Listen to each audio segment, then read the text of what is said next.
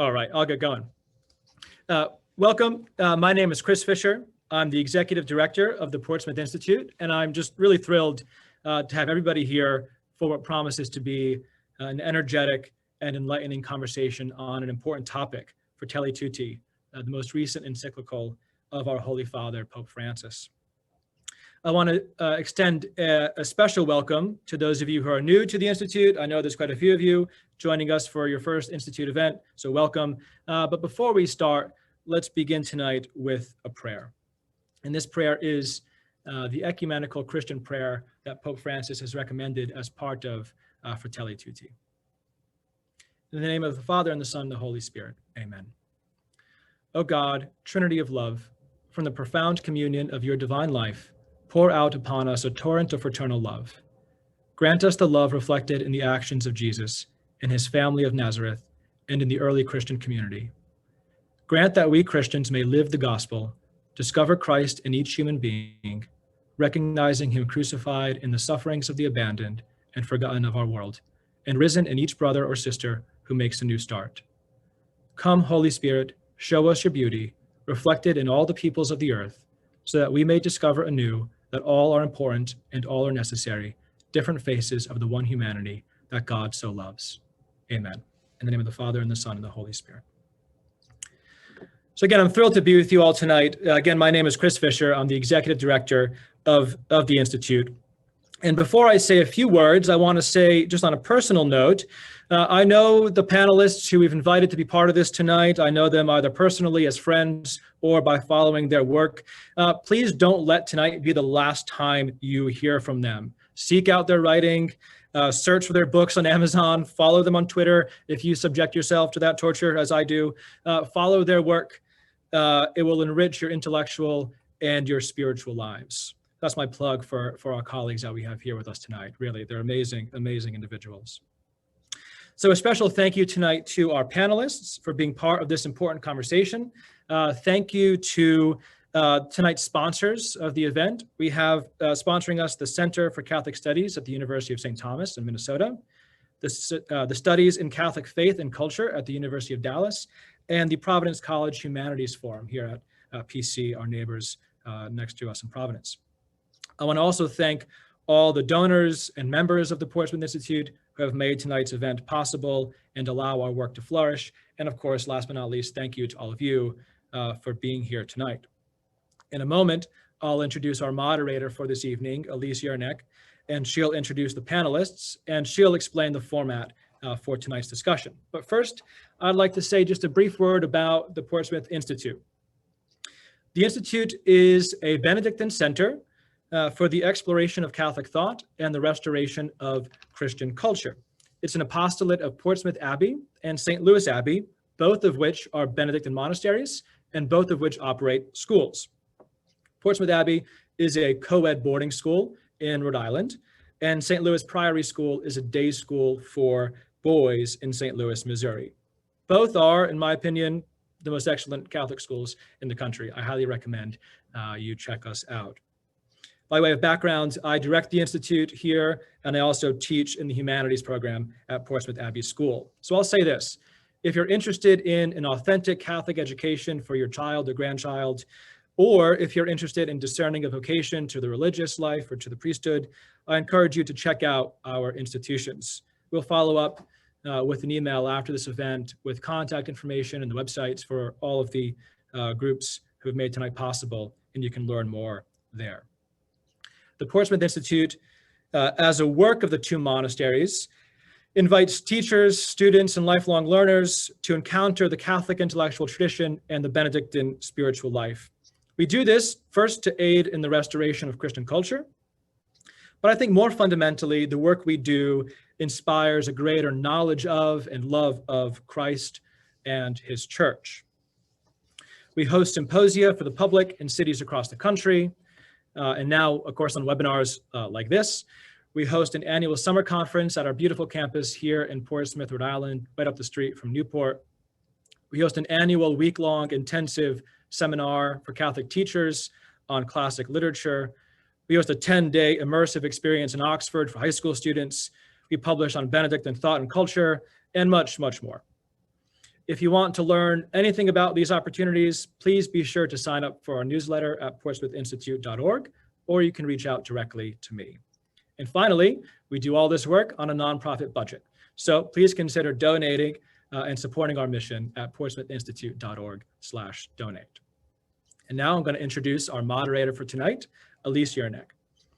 Elise is a communications consultant living in Boston. She previously served as Associate Director for the Church in the 21st Century at Boston College, the Executive Director of University Communication at the Catholic University of America, and the Director of Communications for the Diocese of Arlington, Virginia.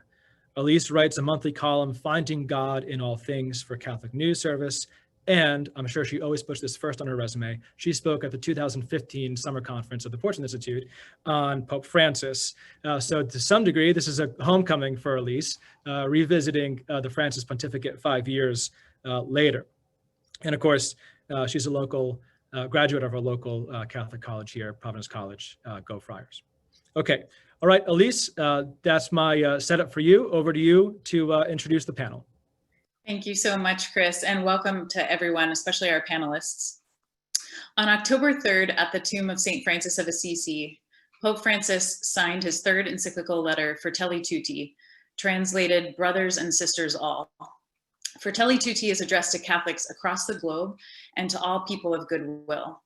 Like his previous encyclical, Laudato Si', this letter gets its title from the words of his namesake, St. Francis. In one of his councils, St. Francis exhorted his followers to treat everyone, no matter where they lived or who they were, as a brother or sister loved by the same Father. At 43,000 words, the encyclical is a thorough examination of the social and spiritual ills that plague our times, which have resulted in a global breakdown of peace, justice, and the common good.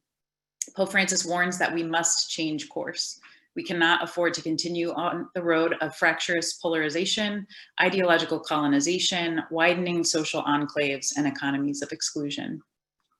By appealing to the ideas of fraternity, equality, justice, and freedom, and through an extended meditation on the parable of the Good Samaritan, Pope Francis asked everyone, believers and non-believers alike, to reject politics, economies, and lifestyles, and methods of communication which contribute to a throwaway culture, one that casually and coldly discards human life and natural resources, and which deepen the divisions which plague our world, our country, and our church. Fratelli Tutti comes to the faithful in the midst of a global pandemic, which has claimed the lives of many and which has, in the words of the Holy Father at his extraordinary Urbi et Orbi, exposed our vulnerability and uncovered those falsehoods and superfluous certainties around which we have constructed our schedules, projects, habits, and priorities. The key message Francis preached in the dark and damp St. Peter's Square is one he repeats in this encyclical. No one is saved alone. We can only be saved together. Tonight, we welcome 4 esteemed panelists working in diverse fields to help us better understand the rich insights and contributions to the Catholic tradition that Pope Francis offers to us in this encyclical, and practical ideas as to how we might put these into practice. Erika Bachiochi is a fellow at the Ethics and Public Policy Center and a senior fellow at the Abigail Adams Institute, where she founded and directs the Wollstonecraft Project, which supports scholarly engagement in questions of sexual equality, freedom, and women's rights in light of the work of Mary Wollstonecraft. Erika was a visiting scholar at Harvard Law School in 2018 and is the author of the upcoming book, The Rights of Women, Reclaiming a Lost Vision, which will be published by Notre Dame University Press in 2021. Erika is the founder of St. Benedict Classical Academy in Natick, Massachusetts, and is the mother of 7 children. Louis Brown is the executive director of Christ Medicus Foundation, a Catholic nonprofit focused on providing healthcare access to the poor and vulnerable and marginalized communities. And they also defend religious freedom, especially as it intersects with healthcare. Louis has worked on behalf of marginalized communities in a variety of capacities, including public service with the U.S. Department of Health and Human Services Office of Civil Rights, as legislative counsel for a California congressman, and as the associate director of the Maryland Catholic Conference, where he advocated for the unborn, the materially poor, immigrants, and those unfairly subject to housing discrimination. After graduating from Howard University School of Law, Louis worked in private practice with a focus on labor law and commercial litigation. Lewis serves on the Board of Trustees for the University of Dallas and My Catholic Doctor. Kim Daniels is the Associate Director of the Initiative on Catholic Social Thought and Public Life at Georgetown University. In 2016, she was appointed by Pope Francis as a member of the Vatican Dicastery for Communication. She is a consultor to the United States Conference of Catholic Bishops, Committee for Religious Liberty, and has advised the USCCB and other Catholic institutions on a broad range of issues where church teachings intersect with public life, including immigration, human life and dignity, religious liberty, and care for creation. Kim is a graduate of Princeton University and the University of Chicago Law School, and she and her husband have 6 children. Dr. Timothy O'Malley is the Director of Education at the McGrath Institute for Church Life at the University of Notre Dame and Academic Director of the Notre Dame Center for Liturgy. Tim is also a professor of the practice for the Department of Theology. His research and teaching is focused on liturgical sacramental theology, marriage and family, catechesis, and spirituality. He is the author of a number of books, most recently Off the Hook, God, Love, Dating, and Marriage in a Hookup World, and Lift Up Your Hearts, Liturgical Formation in the RCIA. He is currently working on a multi-volume work on the history of liturgical formation, beginning with St. Augustine. Tim earned his undergraduate and master's degrees from the University of Notre Dame and his PhD from Boston College. He is married and has 2 children. Our program will move in 3 parts. First, we will welcome opening statements from the panelists. Then we will move into a discussion about the broad themes of the encyclical. And finally, we'll have a Q&A with you, our audience. Throughout the program, we welcome you to type a question for the panelists in the Q&A tab located at the bottom right-hand corner of the screen. You are welcome to submit it anonymously or with your name attached. At this time, I'd like to invite our panelists to offer some brief opening reflections on the encyclical and to help us better understand the concept of fraternity that Pope Francis argues is essential for the common good. Tim, I'd welcome you to start us off and address the concept of fraternity from a theological perspective. All right, I remember to unmute myself. If you hear a child scream, they're not being tortured, they're just being in our house. Okay, so I'm very happy to be here, and especially to be amongst the Benedictines, who have a dear sort of place in my heart. But I'll make just a couple of brief remarks theologically. The nature of social encyclicals, I think, is often presumed to function as a kind of ninja theology. So secret theology, but it's really addressed to people of goodwill. And I think there is a way of reading Fratelli Tutti in that way, but I think Pope Francis has addressed specifically those of us in the church theologically. And I think the temptation would be to focus on the obvious moment, chapter 2, in a kind of Ignatian reflection on the parable of the Good Samaritan. You can almost imagine it being done during a kind of exercises as you contemplate the gospel. But I want to offer 3 theological conceptions of fraternity that I think is quite larger throughout the document. First, I want to deal with fraternity with the past or memory. Pope Francis throughout the text worries a lot about our loss of memory. Individual, isolated, we hold on to nothing but ourselves, looking for meaning by ourselves. And it's only a memory for Pope Francis that can guide us out, bestow us into a community and a world that's not dependent on our individual affections alone or our non-interest in the rest of other human beings. There's a wisdom to our forebears, a wisdom that we must attend to. And so I'm shocked throughout the document how often memory is mentioned, and specifically the need to remember again a wisdom about how to live, a wisdom how to exist in community that we have forgotten, partially, as Pope Francis says, because of a kind of neoliberalism in which the market dominates everything. Second, ecclesial fraternity. We are not saved without each other, which has already been mentioned. There's often a desire to critique this in Pope Francis, right? Like, okay, so Pope Francis is saying we're all saved, congratulations. In fact, he's simply retrieving something essential to a work that's mattered to the entire 20th century, Henri de Lubac's Catholicism, a work read by nearly any sort of member of the second, or any bishop at the Second Vatican Council. Cultivating the human family is not at the expense of the gospel, because the well-being of my neighbor has meaning in light of the incarnation, right? The church sent to the margins of all humanity, to all those who are on the margins, is not just a political slogan or like an astute way to evangelize, right? We have to reach out to those on the margins or someone else is going to get them. Rather, it's the mission of the church to gospelize existence, or as de Lubac says, Catholicism is not a religion, it's the entirety of humanity redeemed in Christ, right? And so Pope Francis says that if our neighbor who is forgotten, who is maltreated, who is a migrant forgotten by us is forgotten, then we have not done the gospel well.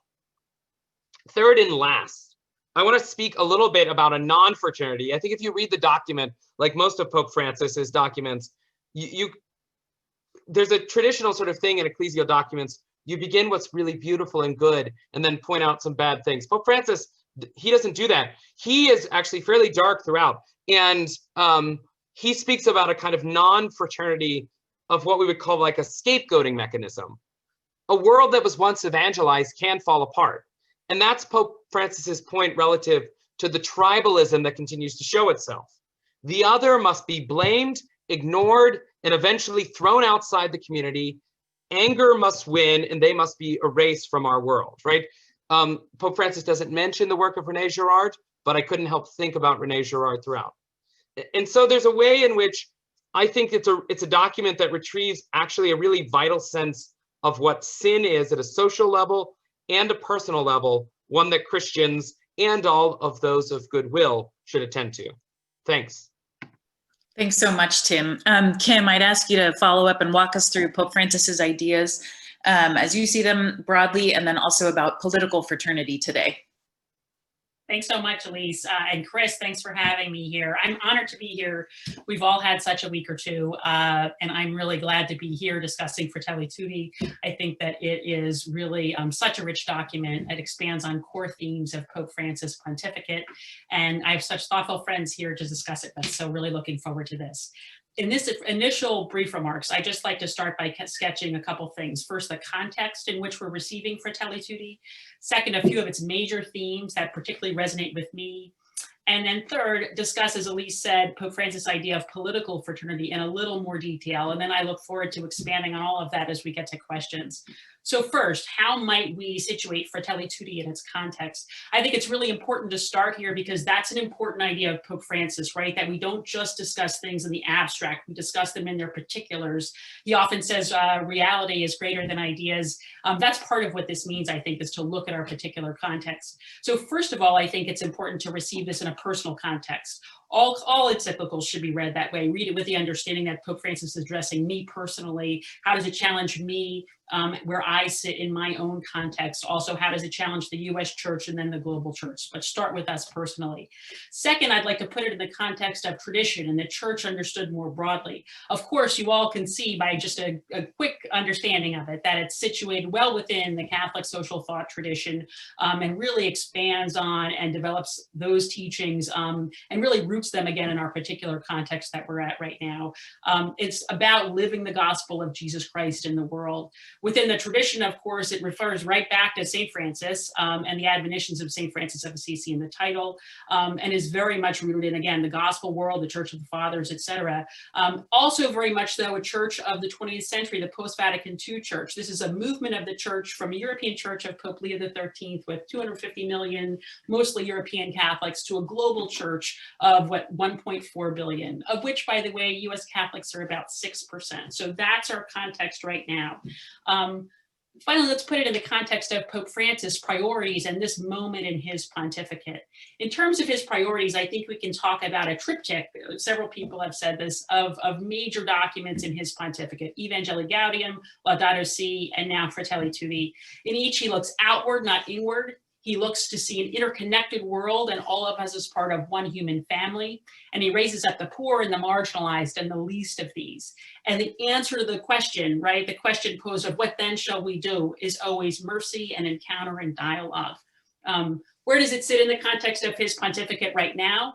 I want to start last February, actually, when he was in Bahrain. He looked at a world in crisis, pandemic, an economic crisis, throwaway culture, nationalist populism. And he remarked, the solution is not to draw our sword against others or to flee from the times in which we live. The solution is the way of Jesus, active love, humble love, love to the end. And it's that theme that we see through the Urbi et Orbi address that Elise mentioned earlier, where he's standing alone in the middle of St. Peter's Square to a fearful world. And he's speaking again of the importance of being not afraid, right? And of the gospel, that Jesus is with us. And then he carries all of that through over the summer, where in the Wednesday audiences through August and September, he focuses on Catholic social thought, principles like the equal dignity of every person, solidarity, community, the common good. And then we come to Fratelli Tulli and the release of that, which brings all of that together, again, bringing Catholic social teaching to the fore. Of course, our current moment is one of global pandemic and economic crises, hyperpolarization, and most of all, I think, a crisis of community and solidarity. And it's all of that that he's addressing. So secondly, I want to talk about themes, move from context to themes, and say, what are some of the major themes? I think the Good Samaritan is really the interpretive key here.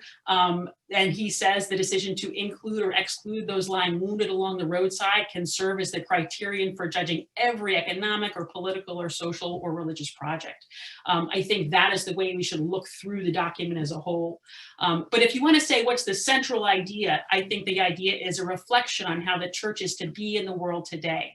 And what's his answer? His answer is not a fortress. His answer is that the church is to be a home with open doors. We are a human family sharing a common home. So again, not a fortress, but a home.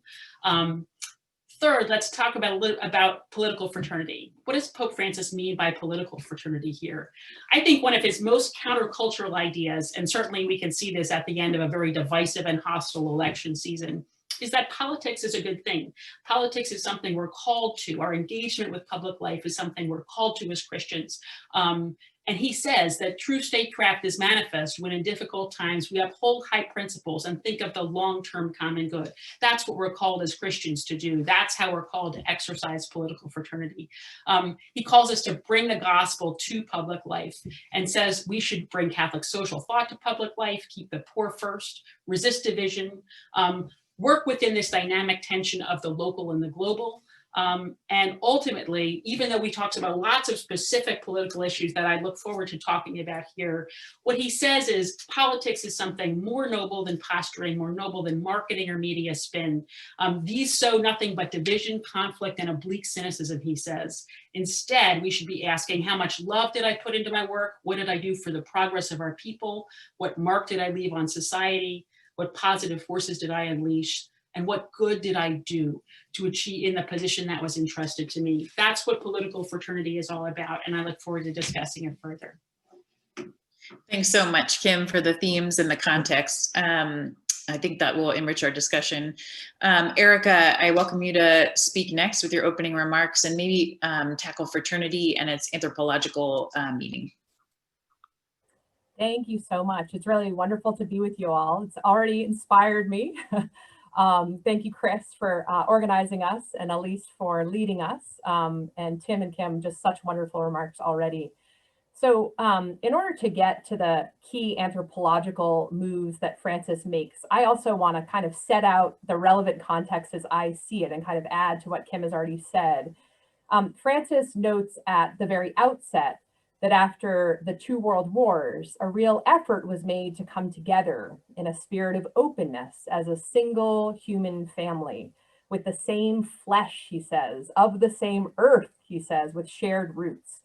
And he talks about the EU, of course, and similar efforts of integration in Latin America. And then he points a bit later to the Universal Declaration of Human Rights in 1948, where a diverse number of scholars and leaders from all over the world were able to agree on a charter of rights that was deeply protective of human dignity. And it was inspired in many ways, as scholars like Marianne Glendon have shown us, by the Church's social magisterium. So now, 70 plus years later, Francis sees that this desire for global integration and universal rights has been co-opted basically by a kind of economic and cultural colonization from above, which tends to impose a kind of single uniform cultural model of, quote, limitless consumption and expressions of empty individualism, where kind of base economic interests destroy the rich gifts, he says, and uniquenesses of each person and each people.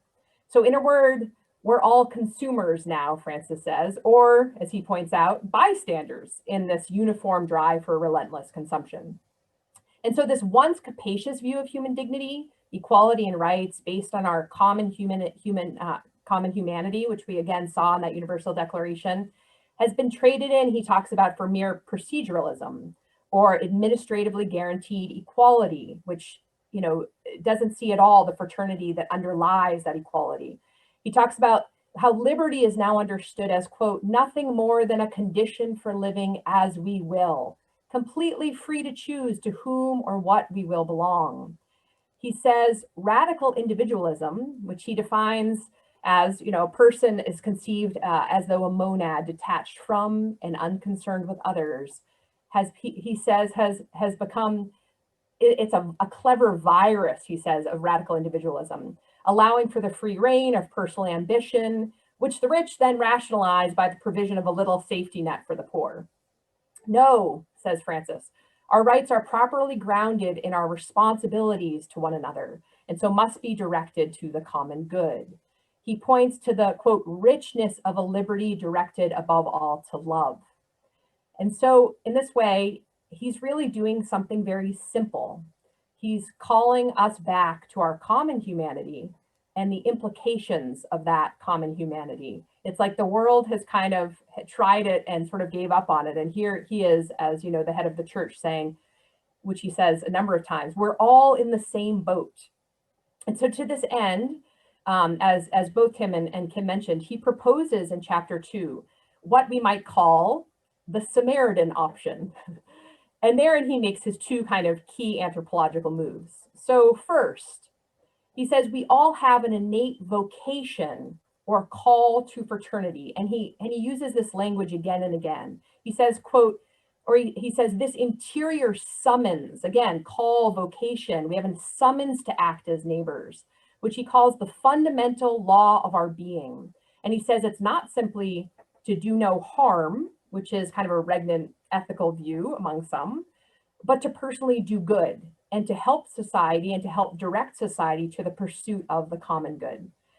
Now we have to remember briefly that the command to do good and avoid evil is, of course, the first precept of the natural law and the classical foundation of all human law. And so here he's calling us back to the wisdom of the tradition. He says everything depends upon this change of heart, of attitude, of lifestyle from this individualistic mindset to one that works for the real, authentic good of others, the common good. So the second point is kind of the quintessential Francis point on anthropology, is the recognition that the other we encounter, the brother or sister whom we're called to do good, to love, is so often today suffering and wounded.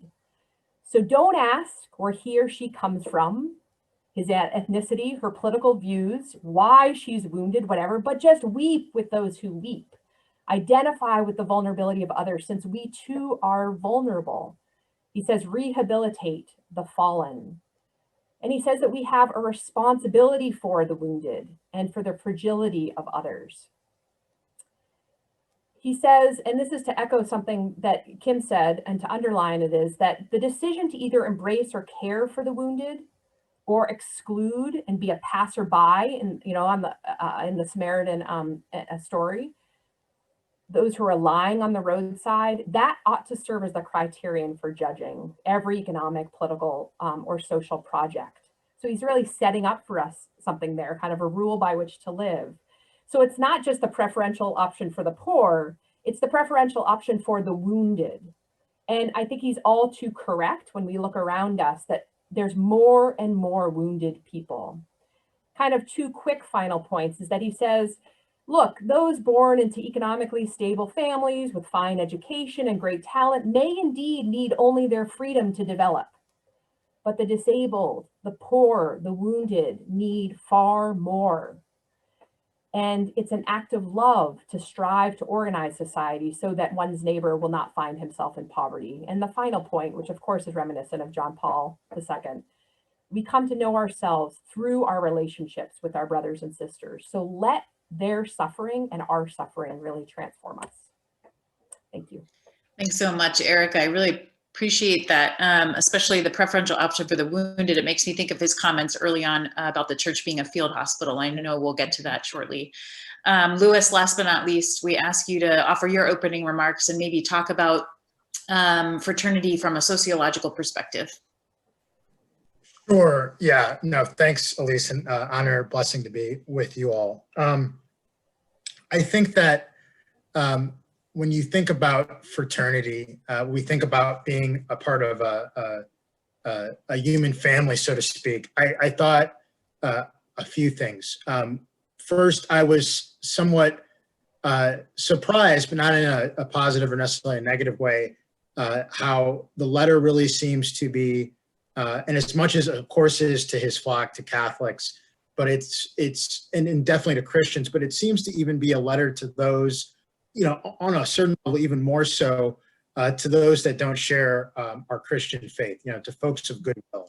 And I thought that was very interesting. I also thought it, you know, definitely within this time where we've been somewhat separated from those bonds of fraternity, it is, I do think a lot of it's timely. As we look in the West right now, because of COVID, because of the public health crisis, but also other forces of ongoing war, particularly in the Middle East and in different parts of Africa, social unrest, particularly in parts of Latin and South America. But then you overlay COVID with it, plus the economic downturn. You have a lot of folks that are disconnected from those spiritual, religious, human, communal bonds that normally tie us together. So those bonds are very extraordinarily frayed. And also you overlay within that, particularly at least in the West, I think in Europe, and we definitely see this in the United States, the hyper polarization. I think for a lot of us, we need look no further than our own social media feeds and Facebook and all that, particularly around the election, and I'm definitely partially guilty of that myself. And so the way that he speaks to, this call to human dignity, I think is very powerful, and particularly within the work that I do in healthcare. I mean, I think a lot of early on, particularly in the Encyclical, he's just dead on this loss of understanding of human dignity and the way in which so much of society, you see this in healthcare, you see this in the commercial context, this desire to discard folks, particularly in paragraph 1819, he's talking about those that are worthy of a carefree existence. Then he pivots to those persons who are no longer seen as having a paramount value to be cared for, respected, especially when they are poor and disabled, and therefore deemed not useful. So he's talking about, he doesn't really use this language, but this culture of life and this culture of death that we see, and COVID, and he talks about this, has very much exposed that. And so he calls us throughout the document to this higher form of humanism based on our shared human identity, based on this shared human dignity that we have, which is the basis for all of these human personal rights, civil rights that we have, and you know, globally and on a human level. I think that is very profound. I do wish that there was a little bit more of a call to a Christian humanism, even to those that don't share our faith. But I thought those points were pretty profound, particularly in the time that we're in. I also loved his critique of the individualism that we see, particularly here in the United States, both on the left and the right. I think when we look at so much of the polarization, you have a temptation to selfishness over the body that's not consistent with the truth of the human person on the left. particularly around sexual license, which doesn't, which again gives way to something that's less than love, that undermines the love to which we are all called for, that freedom that we're all called for, that self-sacrifice that we're all called for. And so you have that selfishness, that sexual license that prevents people from getting to that love and to that freedom that they are called for. But then he also critiques the selfishness that you see very much on the right, particularly over property, right? And calls us back to this reality that essentially it's all the Lord. It all belongs to the Lord, right? And it's all to be used for the common good. And I think that's very profound, very needed, and kind of that middle way that we so sorely need. I do think that when he talked about his discussions on the need for global institutions to breathe into that and to create this humanism, to elevate our human dignity, I think there's challenges there, particularly given the reality that we're in right now, where I think too many of our international institutions share this kind of abortive mindset that certain lives can be discarded, that certain lives aren't worth living. And I think that's a real challenge. But I think that much of the encyclical is very good and really elevates us. I really appreciated his discussion on Christian identity. If you look at paragraphs 277, 278, that these things essentially, our understanding of who we are, understanding of our fraternity doesn't make sense outside of this transcendence. And I think there could have been a little bit more of that, the need to call people on to this deep, deep love of God, this deep, deep understanding of our identity, that we are sons and daughters of God. And then if we understand who we are, then we can understand how to love others. There could have been a little bit more of that, but I thought overall those were things that spoke to our understanding of fraternity in this time, and particularly given the world we're living in, I thought much of it was very timely. Thanks so much, Louis. Thank you to all. Just given the time, I'm going to move through some questions here. I'll probably ask one, maybe two of you to respond. And when I move into a subsequent question, if you'd like to respond to the previous question, please do, and just signal that you are. As Tim mentioned in the beginning, Pope Francis starts a little bit dark. In fact, he has an opening section about dark clouds that are moving about and over our earth. So I think we should address some of those. He spills a lot of ink diagnosing social and spiritual ills, doesn't want us to be left without hope, and we'll get to that question. Of the challenges he names, or of the clouds that he's describing, I'd love to hear what you think are the most pressing. Maybe each speaker could name one or two. Kim, maybe we'll start with you. What are the clouds that are forming, and how do we navigate them? Sure. I think one of the the whole document, as I think maybe it was Tim who started saying, it opens up with this view of the world and everything, what's dark and happening there. I want to focus on two, and I think they are, the first is the hyperpolarization and division that we are in the midst of, right? I think that it's driven by all sorts of forces that we don't have time to really talk about or examine in a short conversation like this. Individualism, the rise of populist nationalism, certainly the digital divide, the digital sort of the way that we are living online instead of living in relationship with other people. He speaks about all of these things, and I think it's very telling and interesting that he talked about the problem with the digital life, with the life online, as opposed to, again, these real relationships that we're called to be in as Catholics, and how we can't really live online with, in any sense of real community or solidarity. He builds here on his idea of resisting the technocratic paradigm. And I think that's something that we can really draw on and think about when we try to respond to the hyperpolarization that we're in right now. We also really can respond to it, I think, with a lot of the other tools that he talks about in this encyclical. And the first is bringing Catholic social thought to public life. At our initiative, we really do work to do that, to reach out to other people who don't necessarily share our beliefs, but really do see Catholic social thought as a coherent and cohesive set of principles that can provide a moral vocabulary and architecture to people who want to advance ideas of human dignity and ideas of the common good and solidarity even if they don't share all of our principles. And so I think that kind of dialogue on those kinds of principles can help us to move in our public life past this hyperpolarization. The other real problem that he points out, and I'll let somebody else speak add more length to it, I think, is the loss of community and the loss of a sense of solidarity. And we can get at that in a lot of different ways, but he outlines many of them. But I think that if I had to say what I see as the central problem that we're facing, that's it. Thanks, Kim. I appreciate that. Tim, would you add your thoughts to Kim's initial ones? Tim, can you unmute yourself? I was following instructions and then I didn't. I love the first part. I'm an Augustinian at heart. I think the sort of realism about this chapter reminds me of Romano Guardini. I think this is Pope Francis's second dissertation on Romano Guardini and our abuse of power as human beings who gained an extraordinary amount of power, right? It begins in Laudato Si. We gained power, and without a transcendent end, we don't know how to use it. And I think in the same chapter, it is implicitly, although spoken again to people of goodwill, this dearth of transcendence. When all things are reduced, when friendship, for example, is reduced to networking, right? He critiques networking.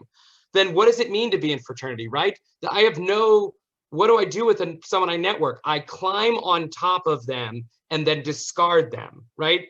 There is a realism here that without a transcendent end of friendship, of searching for the common good with someone, we're left with use and abuse. And I love Augustine, and this is Augustine again. When we find in the person an object for our own lust for domination, this is what happens. I think he's the most secretly Augustinian of popes.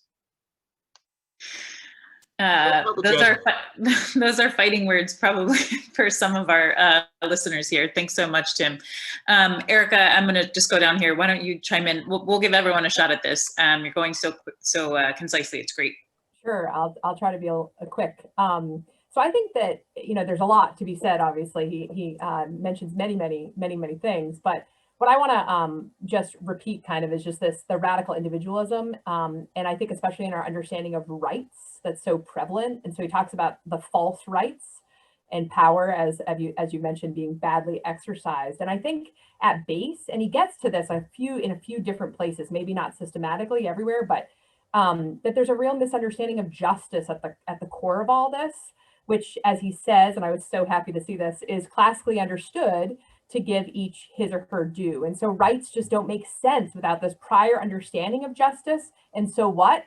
Duties, responsibilities. And so when you have rights entirely eclipsed from the duties that are pre-existing, which make them necessary, then of course you don't have community. I mean, of course you think that you kind of, move through life, asserting rights. But when duties underlie those rights and make them necessary, then of course responsibilities and what our common responsibilities are to one another become just more visible and more sort of part of the common currency when we talk about that. So I think that of course, when you discard the concept of duties, then it's the vulnerable populations are most at risk.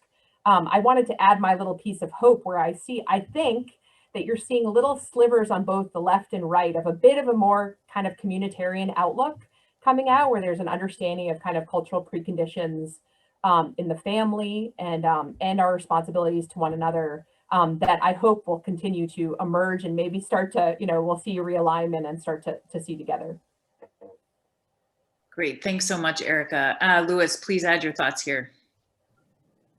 Yeah. I mean, there's so much, it's so comprehensive. There's some things that I think are remarkable in what he writes. I think there's some things that I think miss the mark, which is really bold to say because he's the Pope, right? But I think Kim makes a good point about the call to solidarity. There's just not that understanding, particularly in the United States. If we could focus on the United States, there's just not that understanding of what that means and why that's important. And I think that we see this idea that if you've made certain transgressions, certain cultural transgressions based on the camp that I'm in, whatever camp that may be, that you're no longer deserving of my solidarity. Or put another way, you're no longer deserving of my love. And forgiveness is just out of the question. No one, particularly in the United States, from any of the political or social platforms outside of the church, really, no one's talking about forgiveness. A friend of mine or an associate, someone in the last week or two, there's zero discussion about forgiveness. There's no discussion about healing. It's not talked about, particularly in a political context. And I don't mean partisan political, but particularly when we're talking about power, when we're talking about community, when we're talking about justice at a political level. There's zero discussion of forgiveness. There's zero discussion of healing. And there seems to be a call to retribution. So this idea that we're part of a human family, that we're to look to the transcendent, and that love is to call us out to be in a very urgent solidarity is very important. There perhaps could have been a greater discussion of subsidiarity. The power, as a friend of mine, one of my colleagues talks about, the power of our solidarity is enhanced by our subsidiarity. The closer I am to you, the more powerful I can love you. That's very important. And I think perhaps that could have been talked about more. I loved the discussion on, and the rejection and the critique on individualism, and the critique on the forces in our culture globally that are calling us to domination, that are calling us to oppression. I think so many of our young people, so many of our, I'm a young person, so, I'm not trying to be that old, I'm 39, but so many college students, I'm around them in different forms and fashions, they're being deceived. There's a mass deception globally going on, the call to license, the call to domination, the call to use and abuse, that's going to free me, that's going to fulfill me. And he does a great job of, the Encyclical does a great job of critiquing that. But I think, again, the greater call to identity is so needed. People don't know who they are. Folks don't know who they are. And one of the first things that John Paul II does when he goes back to Poland after he's named Pope and his first trip back, is that call the Polish people to their identity. Now, he appeals to their ethnic heritage, but that's not even necessary. That call to identity, that those things that we seek in these false idols of pleasure or license or what have you, domination, oppression, we actually have in this profound eternal inheritance as sons and daughters of God, that they can all be fulfilled in them. And so he writes about that to an extent, but I think there's more of that's needed, because so much of us just don't have that understanding. And so how can I even love you when I don't even know who I am, when I'm so hurt and wounded that my wounds are just so powerful, they're calling me in a different direction. So I think that's some of what we're up against, particularly in the United States, particularly with our young people.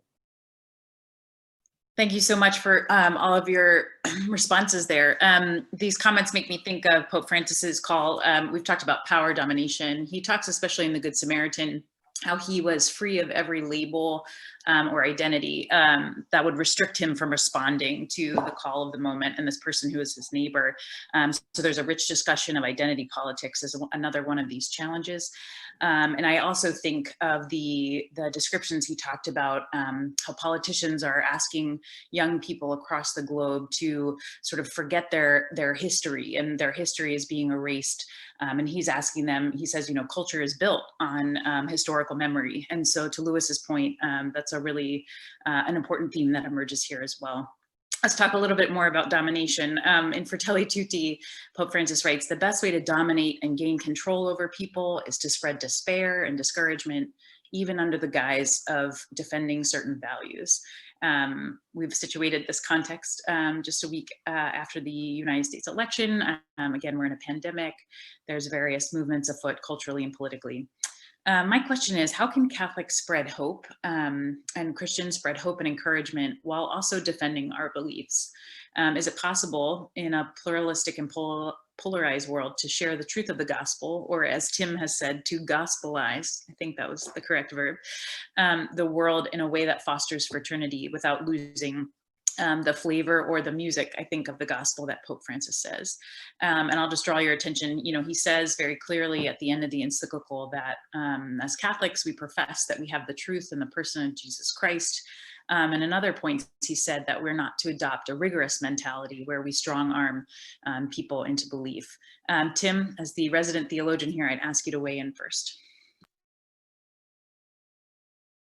But you have to unmute yourself again. No, I just did that. I do think that, well, if I have sort of a lack of, or a space of sort of hope and a space where this can be done, I have thought a good deal about sort of concretely the manner by which friendship plays out here. And actually the concrete practices of friendship. Friendship is not, I've thought a lot about this term. I think we imagine that friendship is what happens when we're young children and it's accidental, right? We go outside and we meet friends. But friendship is a radical practice of being in communion with another, being in communion with your neighborhood. For me, this arises out of the gospel, right? It arises out of my commitment to the person of Christ. It gives me ample opportunity. For example, when I work with I've been friends to students this year who have felt radically isolated, often in quarantine. And to be there for them meant to be in communion with them, which meant concrete practices like offering to bring them food. And this is not apart from my Catholic faith. It's at the very heart of it. It's how I manifest the person of Jesus to them in dialogue, but in a communion and in a witness that's willing to do that. So I don't know if that's really helpful. I'm not sure that was the theological answer. I was just thinking very practically about my own recommitment to friendship in all of the ways that it exists in my life. I think it's great. Lots of theologians tackle friendship, so that's wonderful. Erika, maybe you could jump in here. You are in university settings, not everyone, and you're not in Catholic university settings, so I'm sure you can speak to this. Yeah, I think it's really important, especially near the end, where he talks about, he of course mentions dialogue, which is one of his, big themes, but he talks about the importance of kindness and of course, openness to others, really listening to others and learning, what we can from them. And I just want to hasten to add, because I think today, with the sort of hyperpolarization, that we forget as Christians that we need to do that even when others aren't showing that sort of attitude toward us. There's the thing of turning the other cheek and praying for those who persecute you. And it's important, it's for our good as much as theirs. It's for our soul and the development of our soul just as much as it is for their good. But I think what's really important that he does here is he also says, this isn't just kind of some, whatever's good for you is good for you, whatever's good for me is good for me. He really takes on relativism. And he says, that's not how we reach consensus. No. He says, actually, it's a great quote. Under the guise of tolerance, relativism ultimately leaves the interpretation of moral values to those in power to be defined as they see fit. And I think it's a really important insight that he gets to. He actually quotes Veritatis Splendor on sort of similar themes, just about how when there's no higher law or higher principles guiding us, that those in power are the ones who dictate kind of what's right and wrong, as we see very much in our culture today. And he talks about kind of an intellectual or moral sloth, I love that allows kind of this either relativism or the mere calculation of benefits and burdens to guide ethical discussion. And I think, so basically what I'm getting down to is that it's very possible to be incredibly kind, to listen, and also to stand our ground and to really, to show forth the great wisdom of our traditions. This is what, the abolitionists did and what Lincoln did and what Martin Luther King did and what Gandhi did and what the suffrage, they stood on firm moral principle, right?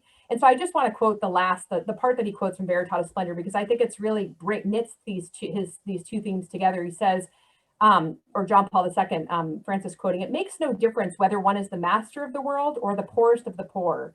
Before the demands of morality," and here he's actually talking about Francis is talking about the moral norms prohibiting intrinsic evil like murder, etc. we are all absolutely equal, which I just love. And so that's a place where there is common ground, is to try to, he says, using our reason, look at human nature and discern truths that I mean, this is very much within, very much within the tradition, of course. But I think that we can do that together through kindness and listening and encouragement and dialogue of one another. Thank you. He also takes pains to explain that kindness is actually theological. It's not just something we find in the middle of a Hallmark store, or something it's not saccharine. So I encourage people to read that. I think he says it's not a bourgeois virtue. And he also talks a lot, like you said, about the themes of equality, appealing to sort of the true liberal sense after the Enlightenment of common ideas we all share. At this point, I'd like to remind the audience that we'd love for you to submit questions. We've received a few. We'd love to have even more. We'll turn in about 5 to 10 minutes to those questions. I'd like to continue, and Louis, maybe you could start us off to bat here. What are some, Pope Francis, this is a highly, it's a theological document. It's a broad look at his politics, his political vision and economic vision, and a sociological vision. You work in healthcare, especially delivering it to those who are most in need of it, and also in a way that reflects the dignity of the human person from conception to natural death. I'm wondering what some practical ways we might implement the ideas put forth in Fratelli Tutti in your field. You could start us off and then we'll pivot. And also you're welcome to respond to things that have been said so far. Sure. Before I go directly to your point, just to respond to what was said earlier, I thought that maybe 3 points, and I actually do think it ties in. He does a very good job. I'm trying to find the paragraphs, in several paragraphs, which I can't find immediately right now. It looks like it's paragraph 43 to 46. He essentially says, first of all, this idea of the new normal, this is how I interpret it. This idea of the new normal, no new normal. We got to go back to normal. That was, I think, one of the messages from this document. I think that's very, very important for so many different reasons. He also essentially says, I'm trying to be somewhat flamboyant here, but that we should cancel culture, right? I thought his critique of the way that we're acting digitally was great. I really enjoyed that, and it kind of it implies that we need to have a lot more humility, and so I thought that was excellent, very needed, particularly in the United States right now, particularly in the East Coast. It's just gotten a little bit too intense. And so that's one perspective. I think with what you're talking about in the healthcare context, I was very moved by this paragraph that I'm just going to read really quickly, paragraph 91. And I think this is a call for all Christians, particularly Catholics, particularly those of us that think we're very pious. He says, people can develop certain habits that might appear as moral values, fortitude, sobriety, hard work, and similar virtues. Yet, if the acts of the various moral virtues are to be rightly directed, one needs to take into account the extent to which they foster openness and union with others. That is made possible by the charity that God infuses. Without charity, we may perhaps possess only apparent virtues incapable of sustaining life in common. Thus, St. Thomas Aquinas would say, quoting St. Augustine, that the temperance of a greedy person is in no way virtuous. And so I'll stop there. I think that's very profound. He's saying essentially to me, the way that I interpreted that is that that if we are to be a teacher, that we have to be a witness. And I think that too many of us within the church, we're pointing the finger and we're exhorting or correcting others about this, that, or the other. But what are we doing really to be the salt and the light, to really be grounded, to really touch and encounter another person, to accompany them, walk with them in their suffering when others aren't looking, when it's not glamorous, when it is dirty, when it is difficult, when it is trying, and all of that. It's a real problem. I think that we see this in COVID, particularly how so many people that were already vulnerable were more susceptible to the virus. We see this in the way in which people that were already economically kind of left behind or more left behind because of COVID. I think we see this too often when this is tough to say, but we absolutely have to be pro-life. The abortion is the preeminent issue of our time, particularly in the United States. But in as much as we're articulating that, as much as we're exhorting people to promote and to vote consistent with the culture of life, what are we doing to be with those that are suffering the effects of the culture of death? And too many of us stand back, finger point, armchair quarterback, and we don't engage in the battle. And on a certain level, that's a scandal, and it's partly responsible for a lot of the strife we experience in America today. Thanks so much, Louis. Kim, I'm going to ask you to wrap up this section for us by talking, and then we'll move into the Q&A. Just maybe speaking to one or two things that we can do at home or abroad globally, maybe the global political perspective, things that we can do or infuse in our politics practically to facilitate this fraternity and friendship in a real meaningful way. Thanks, Elise. I'd love to. And I'd love to talk a little bit more to start that conversation about what real dialogue is about, because clearly that is a central idea and a central theme and priority for Pope Francis, and certainly throughout Fratelli Tulli. Dialogue itself, it's not, as we've said here, several have said, it's not about a least common denominator, mushy middle. Dialogue is about standing on your principles and engaging with them. Dialogue has impact itself. It is an act of resistance itself against the kind of hyperpolarization and hostility that we see. So reaching out to others with whom you have principled agreements and actually discussing them and actually bringing those principled disagreements to the table is something that really has power. And again, not a mushy middle and not something that is untethered from the truths of our Catholic faith. I think one of the most beautiful passages in Fratelli Tulli was when he says, if the music of the gospel ceases to sound in our homes, our public squares, our workplaces, our political and financial life, then we will no longer hear the strains that challenge us to defend the dignity of every man and woman. The music of the gospel, we are called to bring that to public life. As Louis said, it's about witnessing. And Pope Francis opens this with saying that Francis, what does he say? He says something like Francis did not wage a war of words. He simply spread the love of God. That's what we're talking about here. And it's important for us to live that out in our workplaces, but also in our political life. In terms of what can help us get there, again, at the initiative, one thing we do is that we work to bring dialogue to make it happen between people who have principled disagreements. One of the lessons we've learned is that it's really important to bring diverse new voices, people who are not caught up in the battles of decades ago, and to bring people, again, from different perspectives. And sometimes people talk about that as if it's just sort of a game or you're just trying to hit numbers or something. I can't tell you how enriching the conversations are when we really work to get, say, somebody who has been a senator, someone who has been a lead staffer to a major political figure, with a restaurant owner who is also suffering from COVID, and how is that happening in her world, when we work to bring people from different racial and ethnic backgrounds, when we work to get women in the conversation in a way that they often aren't. So I think those are all tools that we can use to make real dialogue happen. I would disagree a little bit. I've heard someone, I forget who said, that we haven't had a lot of talk of healing and unity. I think that we have had. I think that that was a theme of the Biden campaign, whether you agreed with it or not. I think that a theme of it clearly was, let's work for healing and unity.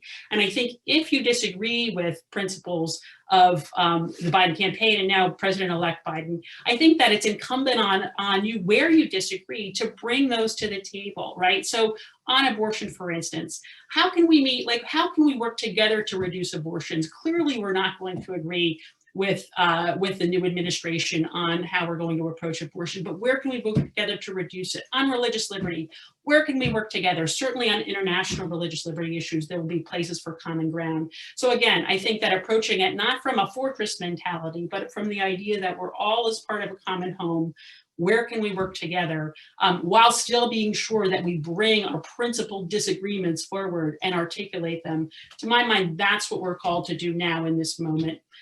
Last thing is that I think it's really important to remember that not everything is national, that we really can focus on the local. That is a theme throughout Fratelli Tulli as well. And I think that for us, bringing our friendships and working in our neighborhoods and our schools and our parishes is a real place to start to build this kind of hopeful future. Thanks so much, Kim. At this time, I'd like to turn our conversation to some questions from the audience. I'm hoping to get to a few.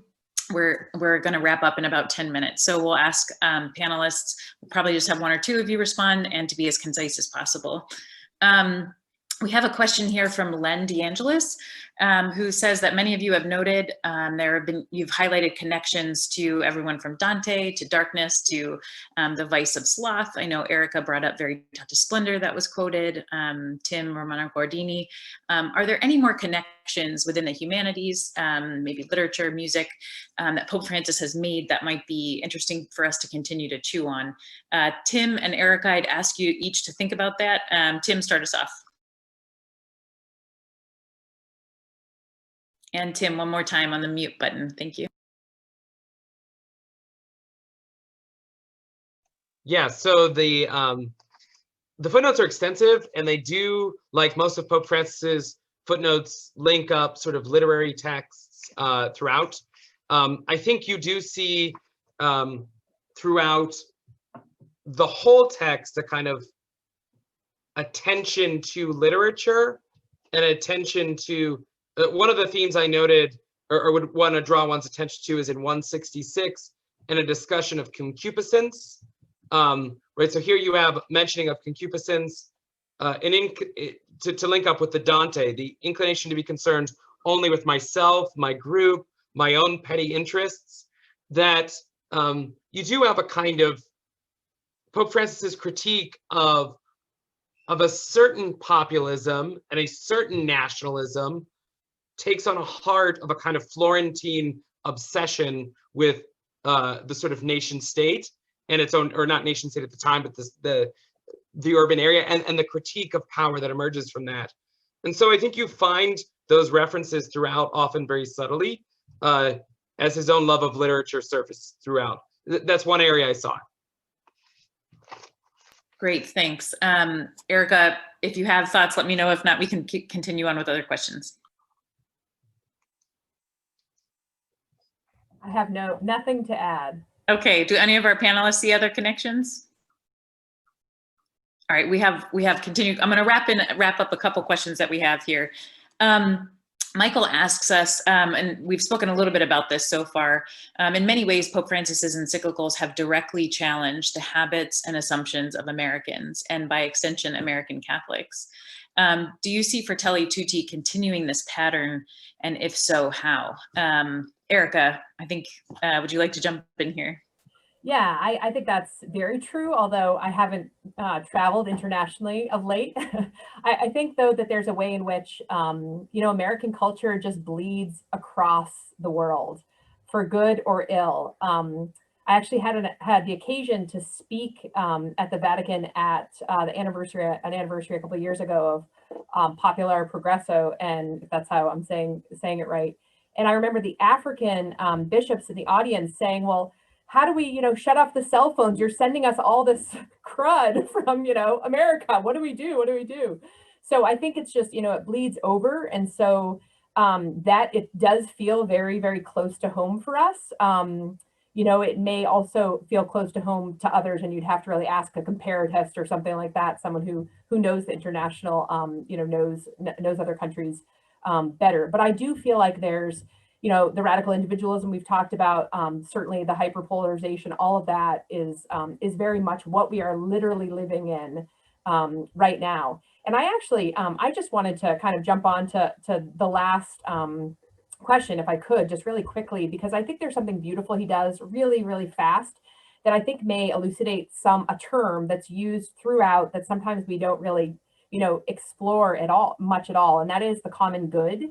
And what he does really quickly is he uses the family as a way to explain what the common good is. And I think I just want to mention it because I think it's important to understand when Kim was talking about dialogue and all that, he has this beautiful line where he says, the family may quarrel. I mean, it's part of why is it the common good? Why is it, analogous to the common, or why is the common good sort of most manifest in families, or in healthy families, of course, is because in families everyone is contributing to the common purpose, but there's no one denying each person's individuality, but of course encouraging it. And this great line is, they may quarrel, but there's something that does not change, the family bond. And I think that's the part that, going back to the American question is, that was once something that we really had very strongly, was this common kind of American bond. And I think that's a true nationalism, a true patriotism, I guess you could say,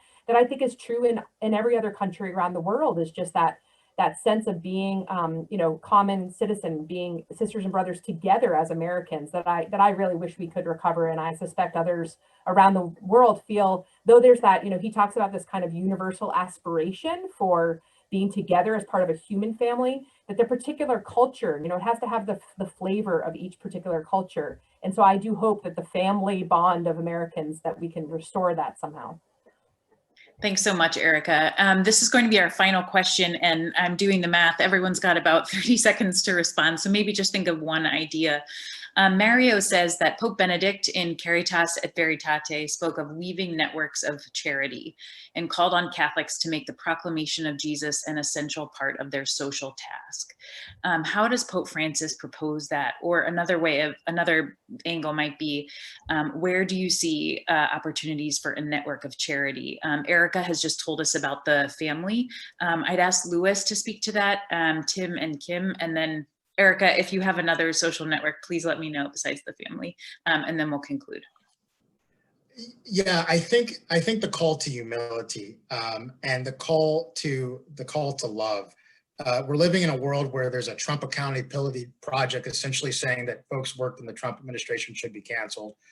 Obviously, I was a Trump administration appointee, and that hits personal. Jake Tapper saying lawyers that worked in certain places or advanced certain causes should be moved out, right? That's not a place of healing. And he's calling us all, regardless of how we feel politically, to that transcendent call to love, from a deep humility that we've all essentially crucified our risen Lord. And I think that is needed, one of the things that's needed now more than ever in American society. Thanks, Louis. Tim, do you have a network of charity you can think of? The parish. I think it's an underforgotten dimension. Go to your home parish. Sorry if you don't, but go to your home parish, to your neighborhood. It's who you belong to. It's the only space in American life where you have to be around people you don't like. And in fact, celebrate the Eucharistic liturgy with them, representing a bond that's much more intense. So the parish. Thanks, Tim. And Kim, round us out, please. Sure. I really want to echo what Erika said, because of course what Pope Francis does in Fratelli Tulli is he puts associates, what he calls them, against friends, right? And he really highlights the idea that we're one human family, as opposed to just some sort of separate groups of individuals that don't have that real robust connection. So if I were to pick one network beyond those that I would focus on, I would say, like Tim said, not just the parish, but the neighborhood beyond it. There's the phrase, plant your bucket where you are, find a neighborhood, stay there, love your neighbors, even if you don't like them, make them your friends. And again, I want to emphasize that one thing that Pope Francis focuses on all the time is not just our duties, not just justice, but the overflowing generosity. We're called not to justice so much as we're called to love. We're called to live beyond it. And we're called to do that in our neighborhoods as well. Thanks so much, Kim. Before I round out, I would say, if I could ask a question, just maybe to leave everyone with, is kind of, I wanted to know where we situate Fratelli Tutti within Pope Francis thus far, but maybe a question we can all think about and anticipate is, where is Pope Francis going to go next? He's talked about our common home. He's talked about our common fraternity. You've mentioned de Lubac. Maybe it will, Tim, maybe it'll be our common destiny. We're approaching Christ the King, the end of the year, so we're keeping that destiny in mind. I want to thank you all for your contributions to a rich and substantive exploration of Fratelli Tutti, and for helping us better understand Pope Francis's timely message about fraternity and friendship. Chris, I turn it back to you. Thanks so much. Thank you, Elise, for moderating the discussion. Thank you, all the panelists, for your marvelous insights. Really just a spectacular conversation. So thank you to all of you. Thank you to everybody watching from home. We hope to see you in person soon, but we'll keep doing these and keep being in touch, and look forward to talking to you soon. Thanks, everybody. Have a good night.